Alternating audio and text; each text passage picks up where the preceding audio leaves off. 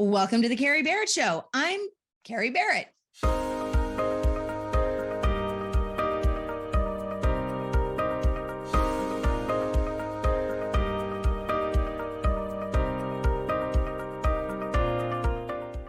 Thank you for stopping by the Kerry Barrett Show. It's great to have you with us. And we have a fantastic guest today. Well, all of our guests are fantastic, but I'm super excited to talk to Bill Caskey today. Bill, thank you for being here. Thanks, Kerry. Thanks for the invitation. I'm looking forward to this. Absolutely. So you want to take a second and introduce yourself to the audience, let them know a little bit about who you are and what you do.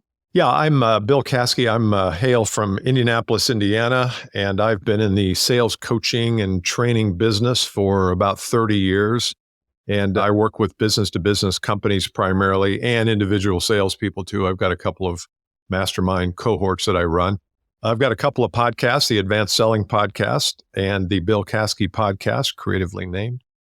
Also have a YouTube channel. We do a lot online, and I just find that it's a really good way to communicate with people. And obviously, you know this, but we really are focused with our clients on sales skills, personal branding skills, marketing skills. It's not just the old grandfather sales stuff, like how to convince people. There's a whole lot more to it today. There's the Bill Caskey Show, as imaginatively named as the Kerry Barrett Show. I'm like, what can I call this show? Well, you have a lot of leeway now. You can go a lot of different directions. I'm really excited to talk to you because I will tell you, as a business owner and somebody who has a journalism background, which is what I have prior to starting my own business, I thought I understood the process of selling to some degree because I was selling stories, basically, and information on the air every single day. And I had to deliver them in a way that, explained to the audience verbally and non-verbally why this particular piece of information was important. I was woefully underprepared. In fact, I would say I was prepared at all for selling within my business. And it is still one of those things that I find very tricky. I use content like this to nurture, but making the sale, that is something that's hard, I think, for a lot of us. So let's start sort of at that point, if you will. What do you see as the sort of top issue, thing, mistake, whatever it is, that are preventing people from making sales, achieving sales success, and then I guess ultimately business success as well? That's a question that a lot of people have about, because there's a lot of entrepreneurs today who start businesses and they think it's a matter of putting up a website and, people are going to flock. But obviously at some point you're going to have a conversation with somebody, and that conversation needs to be well thought out. You need to be mindful of what's the dynamic between these two people. And I think salespeople in general, the pros think about that. The amateurs don't. The amateurs just throw a bunch of stuff against the wall. And if I'll just tell him these 7 things, and here are 10 reasons why he should work with me, that he will. And that's just not the way human connection happens. And so I think one of the things that we do in our work, and think about it. I get people who are, let's say 40 years old, 45 years old, and they've been in sales for 15 years, and they've had all the training, all the contemporary training of the 80s and 90s. And some of the 80s and 90s training actually was created in the 50s and 60s. So it's not like it was modern even then. And the biggest thing I have to do is untrain them. They have to unlearn what they've learned for 15 years. And it's hard enough to train people to do different things. It's really hard to untrain them and then retrain them. It's really difficult. And one of the biggest things is people have this impression of selling as a game of convincing or a game of persuasion. And it's not. It is just not. The game of selling, if you were to define it the way I want to define it, the game of selling is creating an environment. It's the creation of an environment where two people can decide if they both benefit by working together. Customer benefits because they get the value that you offer. You benefit because you get a customer and you get to expand your skills and maybe some money's involved. But it's the environment that we want to create. And if you go into the environment trying to sell and pitch and offer and convince and persuade, what does the other person do? And we talk about, I work with a lot of engineers and what I will call accidental salespeople, people who weren't brought up in sales. And they know they don't want to be like the sales team, But when they go out, they do exactly the same things they do because they don't know any other method. Yeah. And so what we teach our clients on is let's redefine what sales even is. Let's not do it to somebody. Let's take that out of the vernacular. And let's say we are here with a service or value. You sit there with a problem, maybe, and let's decide together if there's anything. If there's nothing there, we're out of here. Yeah. And you should be out of here. So we have to, it's more of an aligned, conjoined thing rather than us doing something to somebody. So I don't know if that helps, but that's kind of the baseline framework that we need to rethink. It does. And I will tell you, coming from the entrepreneurial side of things, I think one of the things that is tricky for me, certainly, and I don't want to paint with a broad brush, but I will say with a lot of women that I've spoken with as well, is that the sales process feels sort of icky is the word that I hear thrown around a lot. And I think it stems from that persuasion element that you're talking about. And I don't like doing it either, because if somebody isn't ready or it's not a good fit for them, I hate trying to convince them that it is, because to me, it feels like, well, I'm taking advantage of them. Maybe they don't need this right now, or maybe they really can't afford it right now, or whatever the case may be. And that's the part that feels like that pushy, sort of yucky sales element that many of us talk about. And you're pulling that totally out of the equation, and you're just setting an environment. Yeah, because I don't want, if I'm calling on somebody and somebody's called me and they say, hey, I'm interested in having you come in and work with my team or whatever, that's the call I usually get. I don't want to pretend I know more about their solution that's required than they do. I mean, I think that's the traditional sales as well. I know what they need. And so it comes in a red box and it's $900. So that's exactly what I'm going to pitch to them. Yeah. And it's like, well, wait a minute. You don't really know what they need. You don't know their commitment level to fixing a problem. So a lot of people have problems, but a lot of people don't want to fix them. So why would I spend a whole lot of time with somebody who's not willing to spend money to fix a problem they have? And so I think what we want to do is we want to make this a co-equal thing where the sales professional, the salesperson, the business owner, and the prospect are on an even keel. They're not up here because they have money. We're not up here because we have value. We're aligned here. We're looking for a solution that's going to benefit both parties. And I think when you enter into it that way, the creepiness leaves. There's no ickiness, because it's like, we're just two human beings talking to see if there's anything here. If there is, great. If there's not, great. It sounds like it's partly mindset, and then it's partly how you're framing that interaction. So do you go in then with a certain series of questions that you know you're going to ask to find out whether this is a good fit? Do you have a specific process that you follow, or does it depend? Yeah, one of the things, and we talked a little bit before we hit record, I've got a document that I'd like to share with your listeners if they want it. And in that document, I talk about, it's called the 2X factors. And if you want to 2X your results, these are 20 things that I feel like if you just get 10% better at these, you don't have to get 1,000%, 10% better, you will 2X your results in a matter of time.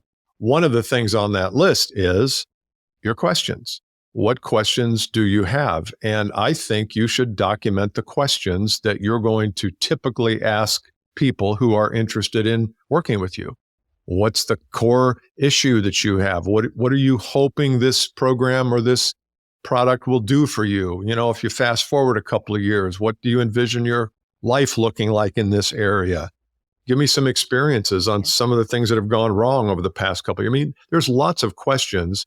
But if you don't have those written down, you will not remember all of them.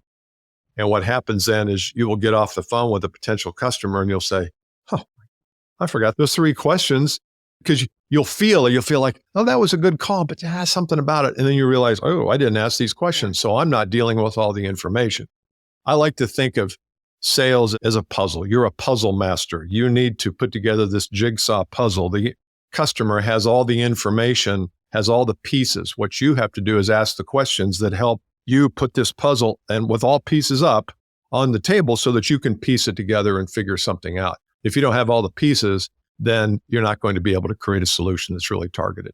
So Yeah. yeah, you're Yeah. right. I mean, it's changing your mind and changing your thinking and changing the structure as well. That all goes together. And I'm sure changing the structure is what helps bring about that sort of mindset change so that sale becomes easy, if you will, or effortless. And it becomes that because you're not trying to persuade someone or push them into a specific product or service that may not be the right fit. I love that change that you've offered. And by the way, that link to Bill's document is in the show notes. So feel free to run down there and click on that link and grab your question. Yeah, you can get it at billcaskey.com/2x factors. BillCaskey.com/2x factors. Yeah. Awesome. I was going to say, let me ask you then, what are some of the blatant mistakes that you see sales professionals and maybe their companies as well making in that client acquisition? Is it, and I don't even like really honestly saying client acquisition because this sounds so impersonal, but is it that structure? Is it not going through your questions and knowing, exactly what you need to figure out? Is that the biggest mistake people make, or is there another element to it? Yeah, I think that's probably number one Okay. is they don't have the proper mindset for what their role is. I always say that your role as a sales professional is to guide the prospect from where they are to where they want to be. That's really the role.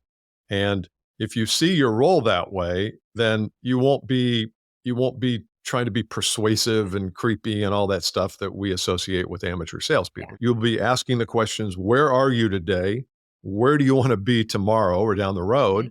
And then I'll tell you if I have a solution or a vehicle that will help you get there. So that's one thing that I think we need to redefine our role based on what we just talked about. Yeah. Second thing is you need to have a map of the process. This is the first thing that I do when I work with companies is I always walk in first meeting or virtual Zoom and say, show me your process, show me your sales process, show me your marketing, show me any process that you have. And do you know that 80% of companies cannot produce a document?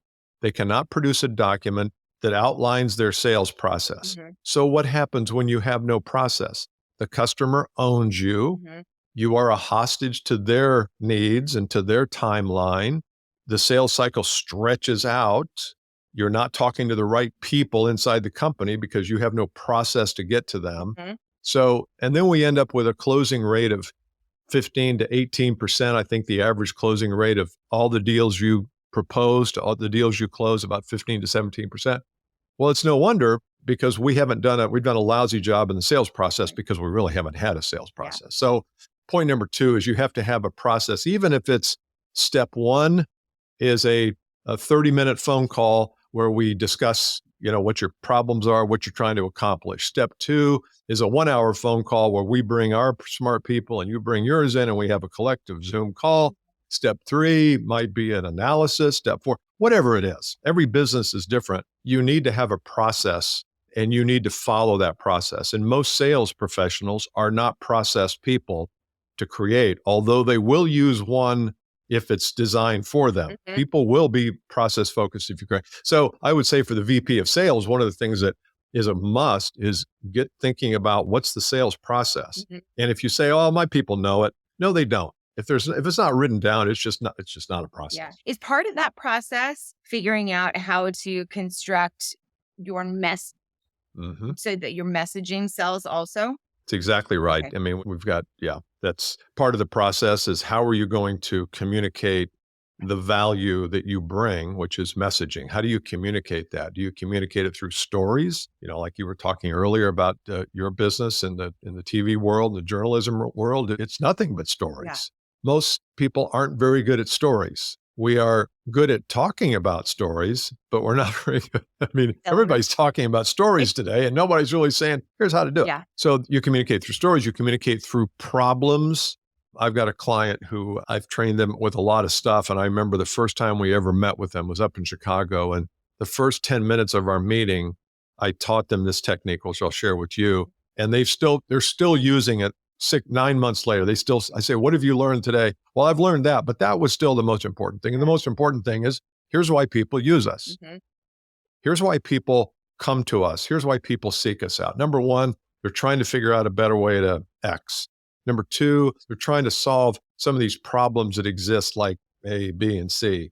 So what you want to do is you want to craft your message around customer interest and preferences and problems, not around your value. And a lot of times it's easy for us to say, well, if I say, what's the value of working with you, Kerry? And you might say, well, you can save time and you can save money. And I've been in TV for the last 20 years and I'm really good at helping people with their brand. And I'm like, okay, Yeah. that doesn't help me. So you've got to really articulate your value in my language, the customer's language. And it's very difficult to do because we live our lives with our own perspective on things. And then I'm asking you to change perspectives and look at it from the customer. It's very difficult to do, but it's a key part. Right. They're not necessarily waking up and stressing about growing, let's say, their personal brand, but they're waking up and stressing about opportunity and revenue and visibility and all of those other things that branding can help with. That's right. Yeah. That's right. And I'd like to talk about personal brand at some point today, if you're game, because I know that's your specialty and you're really good at that. I mean, it does, it helps us future-proof our business, whether we're working for ourselves or whether we're working within, another organization. So why do you think people struggle with, or do you think they do? Maybe it's just me, but I see people struggling with the concept of personal brand and taking the action. Why do you think that is? I'll get your take on that. My take on, well, I think there's a couple of things that go on with that struggle. And part of it, at least from the clients that come to me that I see, one of their biggest struggles is that they're just afraid to share those elements of themselves. And it may be that their personal brand is not directly about business. Maybe it's business adjacent, if you will, but it's something that they are known for. And so I'll use this example. I have a real estate client who wants to get better on camera, wants to create social media content, but it can't just be about house listings. So this particular person also happens to have a very green thumb and is great with landscaping and gardening. So what we've created is a personal brand within the real estate industry for her that focuses on her ability to not just buy and list and sell homes, but also to help people figure out how to landscape and do their garden. But a lot of people see it as personal brand. I have to talk about my directly about the business. And I'm also afraid to share these other elements. That's what I see coming to me. Yeah, that's good. That's really good. Because I was just thinking as you were talking about that, I totally agree that fear, or whatever word you want to use there, anxiety stops us. And as part of that is that fear of what other people are going to think. And if you're in a company of 10 other salespeople and I'm coming along saying you need to build your personal brand, I think there's what are the other 9 going to think if I start shooting LinkedIn videos? But I like that idea of embracing your lanes. You have, like, I've got several lanes. I've got this coaching sales lane. I've got fitness. I love fitness. I work out a lot. I love that lane. Yeah. I like the creative lane. I like media and things like that. I think sometimes I'm reluctant to go into those other lanes because I feel like, well, no, my brand is all about sales and coaching. And it's like, well, but that's not me. That's not me totally. Me totally is all these other lanes. And then we hear this thing, you got to stay in your lane. You got to stay in your lane, which I abhor that. There is certainly, I like to think about, somebody's working in an organization and sometimes you do get pushback. We don't want our employees to build a personal brand on LinkedIn or wherever it is because we're afraid they're going to leave us because they've established a connection or they've established, I don't know, runways perhaps. Other people outside of the 4 walls of their company know them. Let's leave it at that. And at the end of the day, I mean, that's certainly a possibility, but it's personal brand either. What it actually does is it brings people to that person. That person can talk about the business, talk about the product, talk about the offer, the service, whatever it is. It's a way to expand your network and expand the people in front of you and connect with them in a way that is beneficial to you and either your business or whomever you're working with. It's what people say about you when you leave the room. So what do they say about this real estate person? Oh yeah, she's real estate. And by the way, she does awesome with gardens and landscaping. Like even if you don't buy a house from her, you should check out her stuff because she has all these good tips or, this, that, or the other thing. I have actually interesting, another real estate client.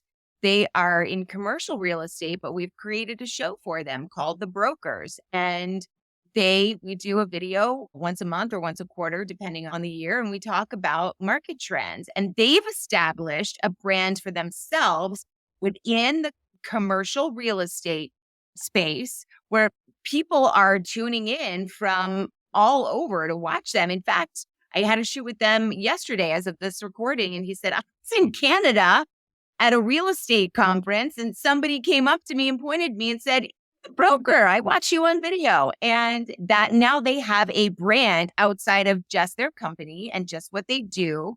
And people know them as the videos to watch and the podcasts to listen to if they want to understand market trends going on specifically in the Northeast. I've been playing around with this a lot because I have people in my training programs who actually do embrace this and they take off. I've got some people that have just taken off. Their business has taken off because they're more conscientious about building their brand. But 80% of the people, no, not really. So what I've done is break this down into 3 elements. One is I call them first order branding, and I'm going to define brand as reputation. It's just, what is your reputation? First order branding is the basic stuff. It's like, how do you communicate with another human being? Do you show up on time? Do you look good or you look disheveled? Are you fit? Just what is that basic interaction between human beings? So we all think that we're really good at that, but we're not all really good at that. I mean, we're just not. And so you have to, I think that's the first checklist. And this checklist that I'm talking about here is also on that 2X factor that I shared earlier. So that's the basic stuff. The second order of branding to me is the education level, where you are posting LinkedIn videos, you are writing articles, you are posting insight, you're taking your information, your expertise, and you're putting it out to the marketplace and educating people. That's the second order. I think that's typically where people like you and I start, but really the start is the basic stuff. It's just, how do I interact? Because how you interact individually is probably how you're going to interact with the camera. I mean, there's a lot of commonalities. Then the third order is kind of the advanced stuff. And this reminded me of your story, reminded me of this. And that is, are you on a stage that positions you? So it's market positioning. So we got basics, education, and market positioning. I've got a couple of podcasts. When people listen to the podcast long enough and I wear them down and they call me and they say, I've been listening to your podcast. It's time for us to talk about you coming in and working with my team.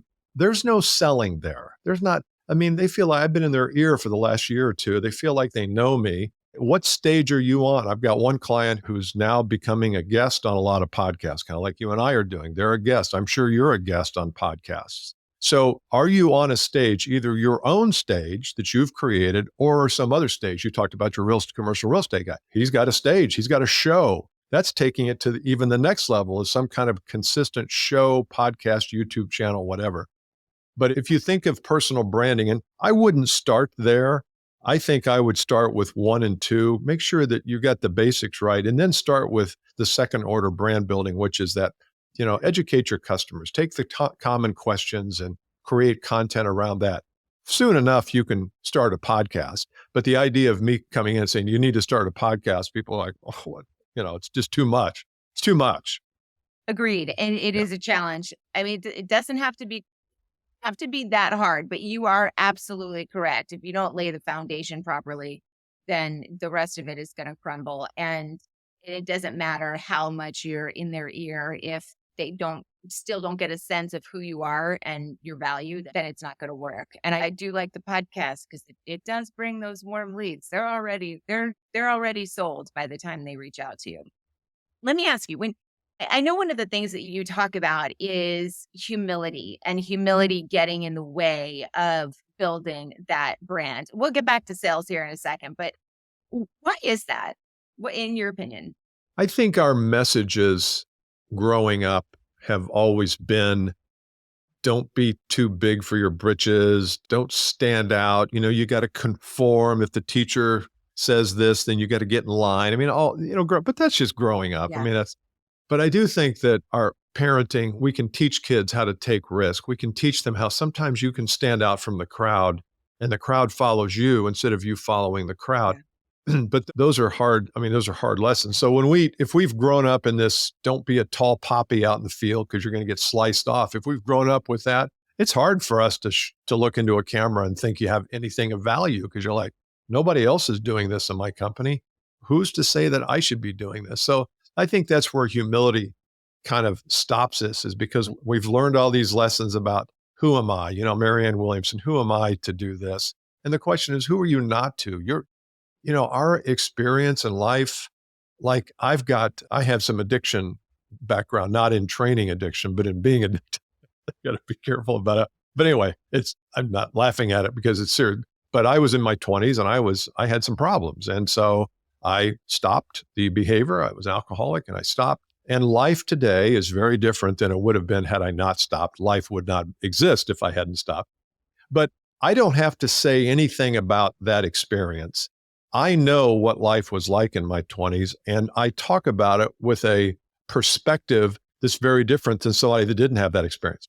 So if I'm pitching sales training and three other people are pitching sales training and I've had that experience in my life, I'm going to be different. I'm going to have different things to say. My tone is going to be, because all of our experience leads us to where we are today. And yet we're still not, we don't embrace it like we should. And think about you, I just know a little bit about you and your background in journalism and TV, and you have the whole package. I mean, Kerry, you've got the great voice and the looks and the camera ready, but think about all of that training that you did. That's for something. There's something there. And I think sometimes we discount our formative years and we discount all the things that we've done. And we say, but that's part of that humility. I'd say you don't have to be proud of it. I know pride's one of those things we don't, but you can be pleased. You can be satisfied that you've got some experience. You've got something to say. I think that's the thing, is do we have something to say that the world should hear? And if we have something to say and we don't say it, I think that's rude.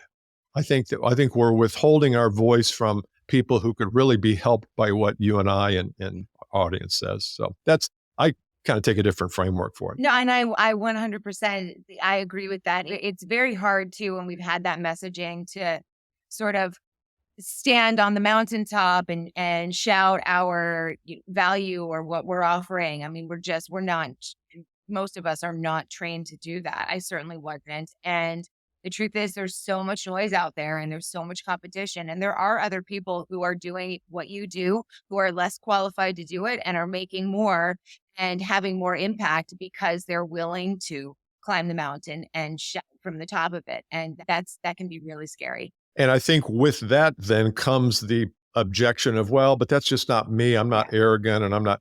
And I always say, being you is fine. Don't try to be, if I start to try to be Grant Cardone or Dale Carnegie or, Patrick Bet-David or some of these guys that are big on the stage, that's not me. Yeah. I'm just not Grant Cardone and he's not me. And there's space for all of us. But sometimes I think there's a reluctance to embrace that real us. And then a person like you or I comes along and says, you need to shoot more video. Let's work on some approaches. And there's always just always that background voice in their head that says, you shouldn't be doing this. Yeah. Your mom told you not to be big shot. So I always say, if I go into a room of 100 people, I've got a program next week, going to be about 100 people there. I always ask this question: how many of you are really good with customer service? You think, man, I love customer service. I love serving customers. Every hand's going to shoot up. And then my next question is, how many of you have shot a video in the past week for LinkedIn where you share some tip with your customers? And of course, no hand goes up. So I always say, well, you're not as into customer service as the first question indicated you were. Mm-hmm. You think you are, you're really not. You're reserving customer service and serving your audience for only those people who are paying you. And I think that's unfair. I think now I'm not saying go give away all your best stuff, but people need to hear from you at least and understand what you do so they can decide whether they want to connect with you or not. Yeah. And I do think, when you're talking about, so much can be replicated. Services can be replicated, even process can be replicated. But the one thing that cannot be replicated, even with AI, is you, Bill, or me, Kerry, or, Sam over there, or Diana over there. It's that element that can't be replicated. And you do have something to offer. Even if you think it's boring, I promise you, there's somebody out there that wants to hear it. And there's more than one somebody. So I 100% agree with you. Don't let that nagging voice sort of shut you down or hold you back or keep you from sharing your value, skill, expertise with the world.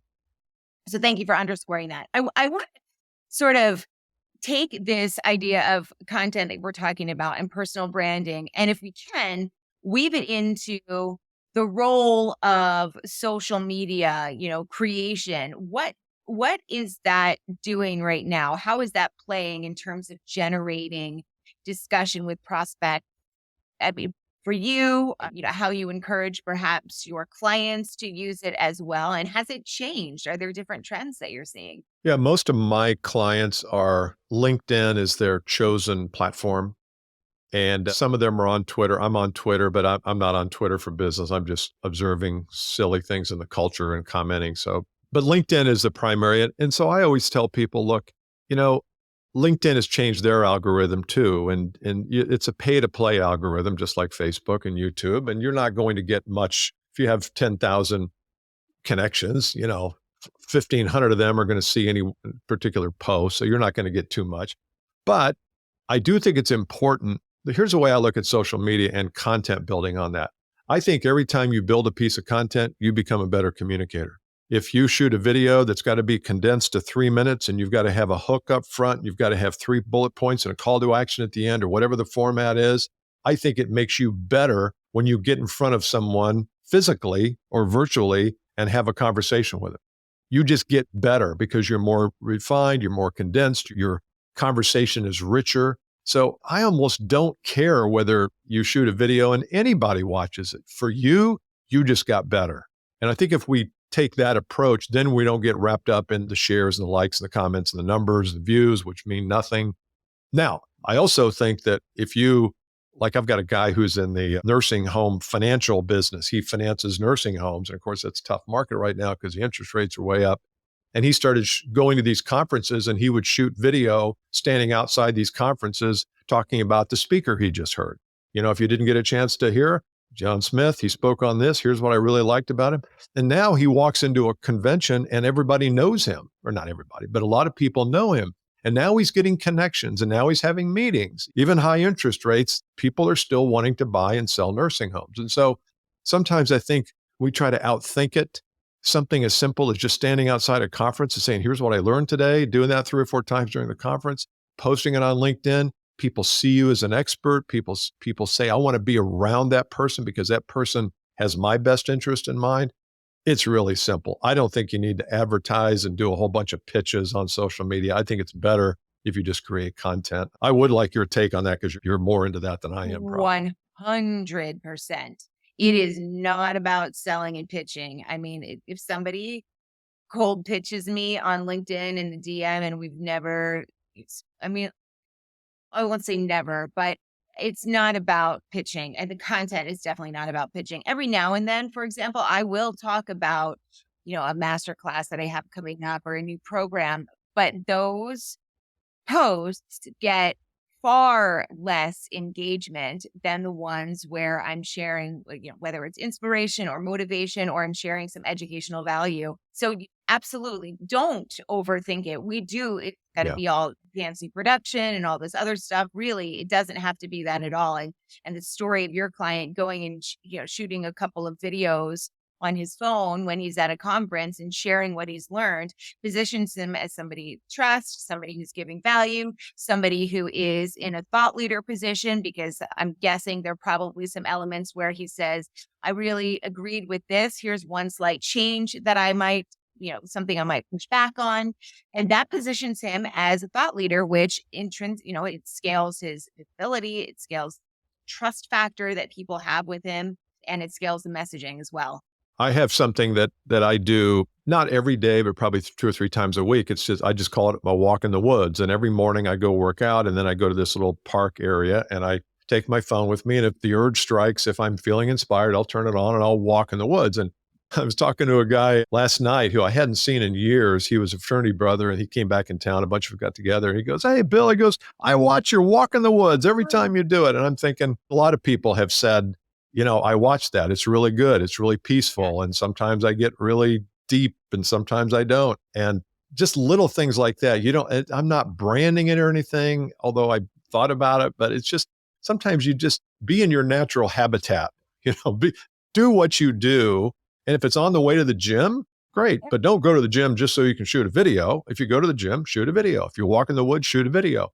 If you are sitting outside on your porch doing some kind of creative endeavor, shoot a video about it and let people into your life without, you don't need to tell them what you had for dinner and all that. But there is a way to find those lanes that you're passionate about and let people in to see that. Absolutely. And there's your personal brand. Let me ask you, while we're talking about social media, and this is aligned with it, but maybe adjacent to it, what are some of the digital trends that you see that you think all of us should be concerned about when it comes to, impacting income, personal, corporate, whatever? Are there digital trends that you're seeing either now or that are percolating sort of on the horizon that we need to be thinking about?